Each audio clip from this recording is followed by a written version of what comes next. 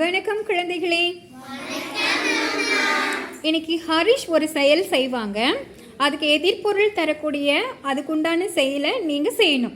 தயாராக இருக்கீங்களா? வாங்க ஹரிஷ். சிரிப்பு. சிரிப்புக்கு எதிர்ப்பதம் அழுகை. இதே மாதிரி வேறு சில எதிர்ச்சொற்களையும் நம்ம செயல்கள் மூலமாக கற்றுக்கலாமா? வாங்க.